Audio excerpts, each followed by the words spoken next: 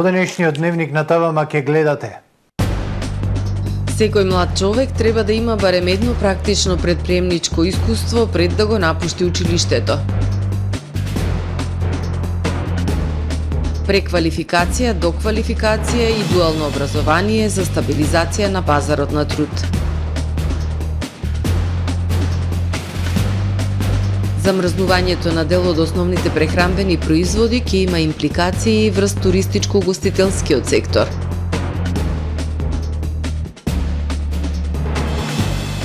Комуналец започнува со акциите за подигање кабасти зелен отпад.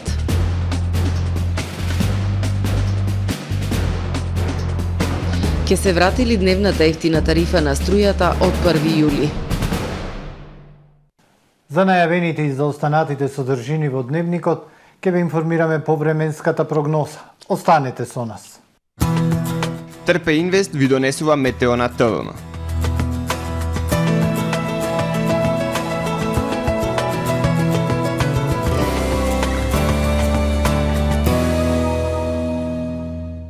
Во Охрид ден е студено утро со пат на утринските температури, а времето во текот на денот сончево со локална облачност, ветровито и потопло со измерени максимални 11 степени. Во текот на ноќта кон четврток ведро и студено. Утре над западна, северозападна, северна и централна Европа умерено облачно и нестабилно време со дожд кои ќе бидат проследени со засилен ветар на југ од Скандинавија и Алпите, снег над останатите делови од стариот континент, претежно ведро и свежо.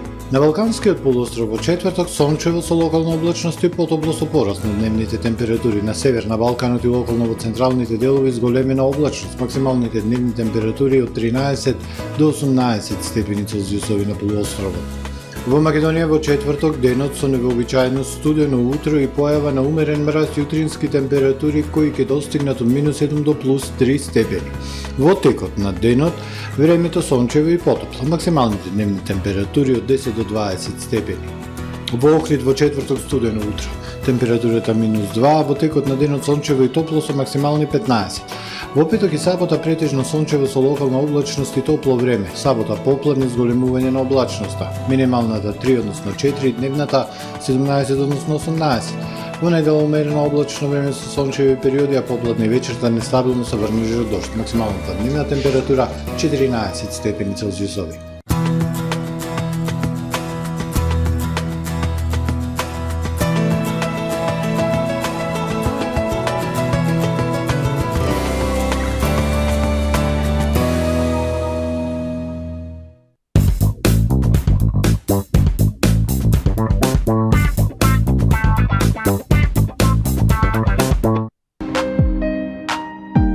Ресторан Далга. Без оглед, дали основате нов дом? Дали сте во пар? Или повеќе генерации обстојуваат во него? Најважни се условите во кои живеете, затоа што само енергетски ефикасниот дом е вистинскиот дом. Запознајте се повеќе со кампањата за колективно купување инвертер клима уреди и станете дел од енергетски ефикасната заедница. Дознайте повеќе на колективнокупување.мк или на 02 31 70 888. Во време на енергетска криза си помагаме едни на други. Со 80 милиони евра неповратна помош од ЕУ, помагаме да се изнајдат најдобрите решенија за сите. Директна помош за намалување на сметките за електрична енергија за домакинствата и ранливите категории граѓани. Спроведување решенија за поголема енергетска ефикасност и намалување на енергетската зависност. Инвестирање во одржливи и обновливи извори на енергија и забрзување на енергетската транзиција кон зелени решенија. Преземаме заеднички чекори за доброто на сите, затоа што енергијата не поврзува. ЕУ со тебе. Тамаро е 25 години охридски водички лидер и препознатлив бренд. Обуките од менаџерскиот тим се доказ за максимална посветеност кон вработените. Тамаро Холдингот се грижи за организацијата и на време пренесените информации кои отсликуваат тимската работа. Секој успех на вработениот е успех и на компанијата. Маркетите располагаат со производи со висок квалитет од секакви брендови по одлични цени.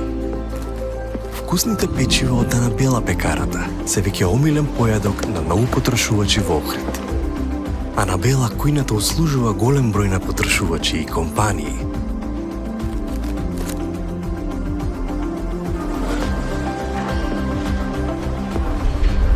Природа е секогаш снабдена со најразлични видови на риба и морски плодови. А месарниците располагаат со свежо месо и месни производи во секое време.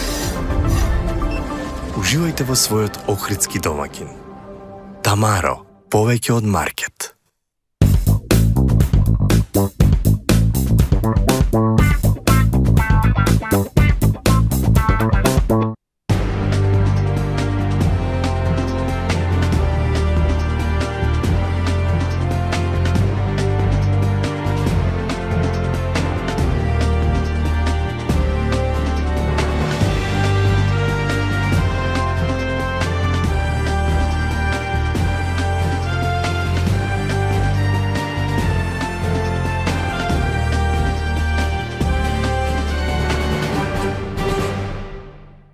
Добар ден, прво издание на Дневникот на ТВМ телевизија. Секој млад човек треба да има барем едно практично предприемничко искуство пред да го напушти училиштето. На нашите млади луѓе најмногу им е потребна финансиска едукација. Но можеме со гордост да се пофалиме дека наши млади предприемачи станале успешни бизнис приказни не само кај нас, туку и во светот. Деновиве во Универзитетот за информатички науки и технологии Свети Апостол Павле се одржува конференцијата Партнерство за подобро образование во Европа и Евроазија во организација на Junior Achievement Македонија. Предприемништвото представува иновирање, финансирање и реализирање на бизнис идеи со цел поекономично произведување економски добра. Секој млад човек треба да има барем едно практично предприемничко искуство пред да го напушти училиштево. Деновиве во Универзитетот за информатички науки и технологии Свети Апостол Павле во Охрид се одржува конференцијата Партнерство за подобро образование во Европа и Евроазија во организација на Junior Achievement Македонија. Настанот има за цел да го привлече вниманието на јавноста во нашата земја за важноста на предприемничкото образование. Ова е една идеална програма за да тие се подготват низ практикување, низ работите да им поминат низ своји раце, за да се стекнат со предприемнички вештини, не само предприемнички вештини, туку комуникацијски вештини, презентацијски и токму оние кампови на иновации, надпревари за најдобар бизнис план се место каде што може тие да научат повеќе, но и да генерираат нови бизнис идеи. Ракувањето со парите во една ученичка компанија е многу важно, а наставниците и професорите, сертифицирани од Junior Achievement Македонија, им помагаат на учениците предприемачи во периодот од септември до јуни сами да ги водат ученичките компании, а токму околу делот на финансиите на нашите млади луѓе најмногу им е потребна наобразба. Најмногу ни треба образование и тоа треба да се случува дури во основното образование во делот на финансиско писменување или воопшто една финансиска едукација и сето она што значи конструкција на бизнис планот во делот на раководење и ракување со пари на време.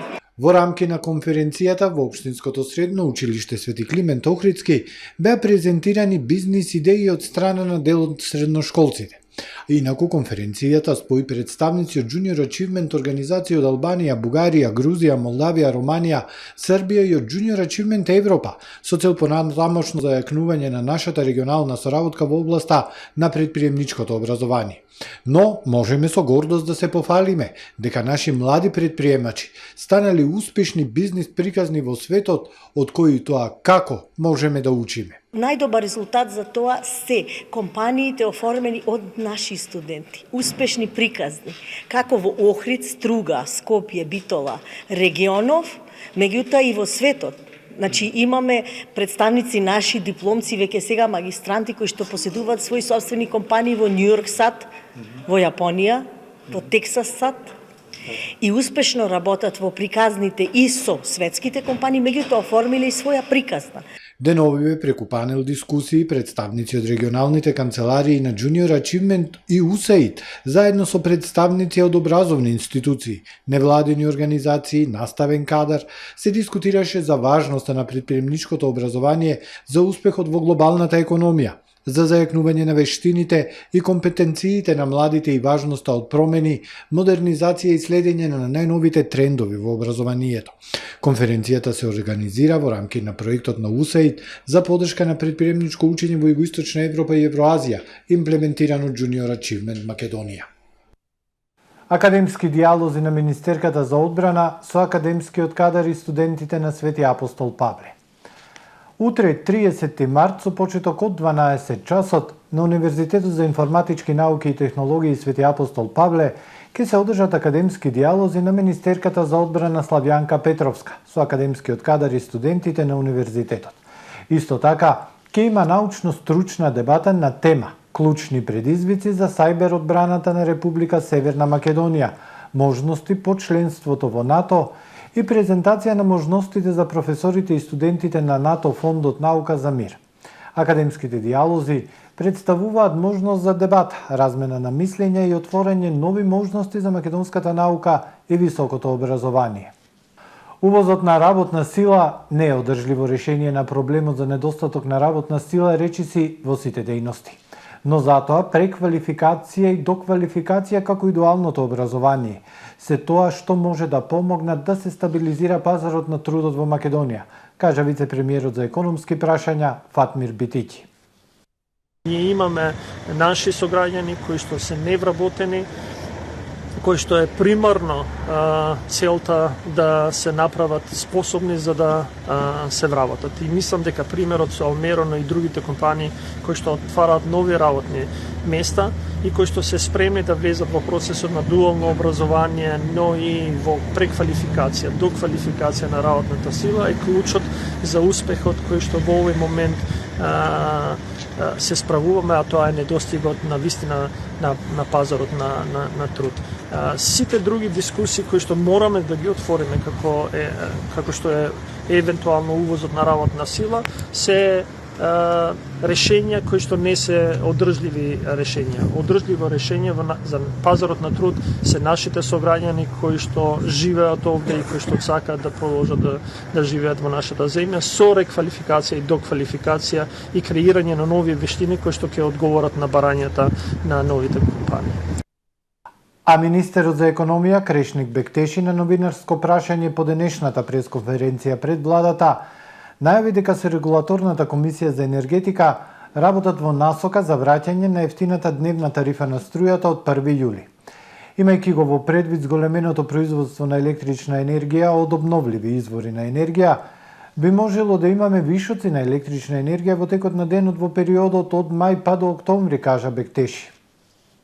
Замрзнувањето на цените на дел од основните прехранбени производи ќе има импликации врз туристичко-угостителскиот сектор. Може да доведе до стабилизација на цените или некаде и до намалување на цените на угостителските услуги, смета научната фела.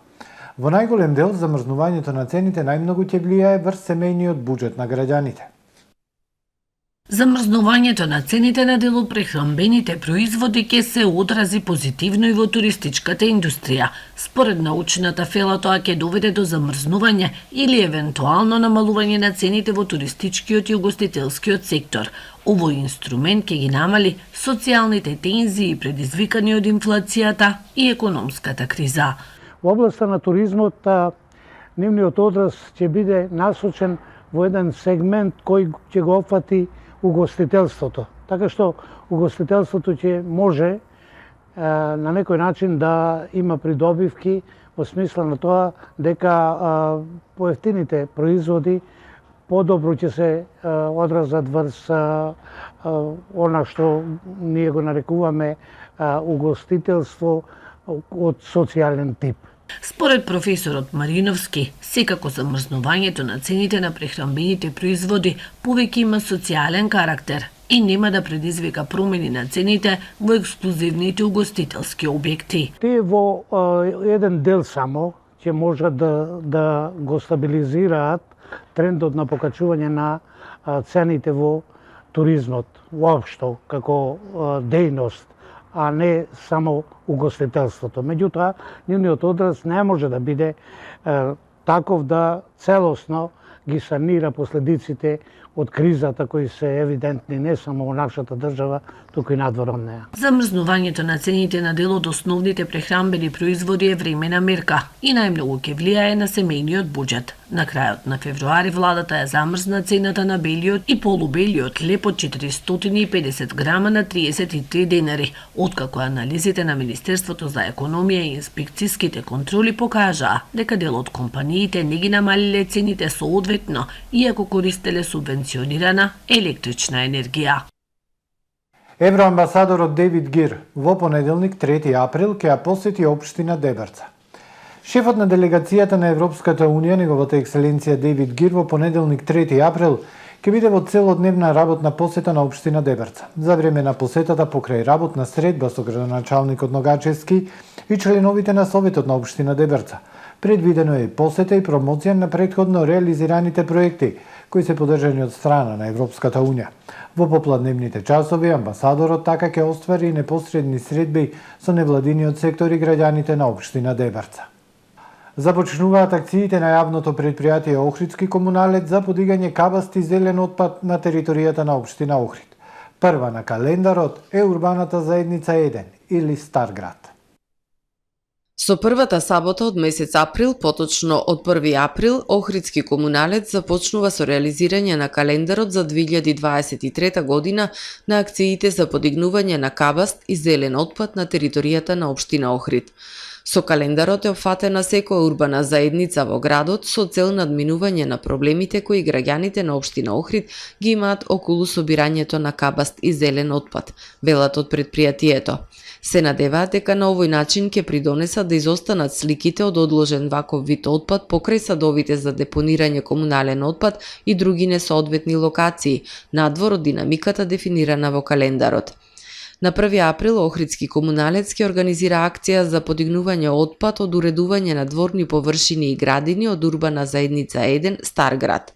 Се молат граѓаните кои живеат во споменатите делови од градот, доколку имаат ваков отпад, уредно да го депонираат најдоцна до 7 часот на 1 април и претходно локацијата да ја пријават на дежурниот телефон 075 495 428, кој функционира секој ден во неделата во периодот од 7 до 21 часот. Зелениот отпад треба да е уредно оставен до контейнерите или на местата предвидени за подигнување комунален отпад, апелираат од предпријатието. Првоаприлски хепенинг под маски на градскиот плоштад. Во организација на општина Охрид во сабота 1 април, по повод денот на шегата ќе биде организиран првоаприлски хепенинг под маски на плоштадот Свети Климент Охридски. На настанот, со своји музички и танцови точки ќе настапат дечињата од градинката Јасна Ристеска, како и ученици од сите основни училишта на територијата на општина Охрид. Програмата ќе започне во 11 часот. А сега вестите од светот. Руските стратегиски ракетни сили почнаа планирани вежби во кои се вклучени мобилните нуклеарни интерконтинентални балистички ракетни системи ЯРС, соопшти денес Руското министерство за одбрана. Вкупно повеќе од 3000 воен персонал и околу 3000 парчиња опрема се вклучени во вежбите, се вели во соопштението на Министерството за одбрана, пренесува Reuters. Се наведува и дека припадниците на стратегиските ракетни сили во соработка со формациите на Централниот воен округ и воздухопловните сили ќе разработат и камуфлажа на ракетните системи и ќе се спротистават на модерната извидничка опрема од воздух, вклучително и беспилотни летала. Маневрите ќе се одржат во 3 региони на Русија. Светската здравствена организација ги промени препораките за вакцини против COVID-19, сугерирајќи дека високоризичните популации треба да добијат дополнителна доза 12 месеци по последниот бустер. Според СЗО, постарите луѓе се изложени на висок ризик, како и помладите луѓе кои имаат други значајни фактори на ризик. За нив, организацијата препорачува дополнителна доза 6 или 12 месеци по последната доза. Светската здравствена организација ги идентификуваше здравите деца и младите луѓе како група од низок приоритет и ги повика земјите да разгледаат фактори како што е оптоварувањето со болести пред да препорачаат вакцинација за луѓето од оваа категорија. Според организацијата, рутински не се препорачуваат дополнителни дози за засилување по почетната серија од 2 дози и бустер за луѓе со умерен ризик. 8-годишното девојче кое е како било држано заклучено во стан во населбата Мариево над Звездара од страна на незиниот татко Урош Прашајлич се претпоставува дека не одело ниту во градинка, ниту во основно училиште, а требало да биде веќе во второ оделение. Грозоморниот случај на малтретирање и запоставување на дете бил откриен кога И.Л. белграѓанка пријавила во полициска станица дека незиниот сопруг брутално ја тепал, а незиното дете долго време го чувал како роб. Имено, според сознанијата на српскиот портал Курир, тој во друг стан во Борча ја држал заробена својата партнерка, која го пријавила за насилство врз неа и со тоа го спасила несреќното девојче од практично сигурна смрт. Исто така шокантен е податокот дека се претпоставува дека детето не одело ниту на редовни систематски прегледи, а не било ниту вакцинирано. Се поставува прашањето кој ја сноси вината за ова, а очигледно потврлил целиот систем, со оглед на тоа што девојчето, чија судбина ја потресе Србија и регионот, практично беше невидливо и оставено на милост и немилост на проблематичниот татко, пишува Курир. Детето наводно со години не излегувало од станот, туку речиси цело време било во кадата во бањата. Кога во петокот ја пронашле две полицајки кои упаднале во станот, таа била во исклучително лоша здравствена состојба. Девојчето сега е на Универзитетската детска клиника во Тиршова, каде е примена на рехидратација и повторно хранење. Урош Пашајлич вчера беше уапсен по 4-дневна потрага поради сомнение дека со години ја држал заробена својата 8-годишна ќерка во стан во Мириево. Мачката Хан беше извлечена од урнатините 49 дена по разорните земјотреси во Турција. Собственичката на мачката секојдневно со ќерката ги посетувала урнатините на нејзината зграда, брајки го својот сакан миленик. Како што истакна, таа е пресреќна за чудото што се случи и им порача на сите да не губат надеж. Да подсетиме дека на 6 февруари Турција и соседна Сирија беа погодени од серија разорни земјотреси во кои загинаа над 50.000 луѓе. Тука е крајот на првиот дневник на ТВМ. Ви благодарам за вниманието со кое не следевте. Пријатно!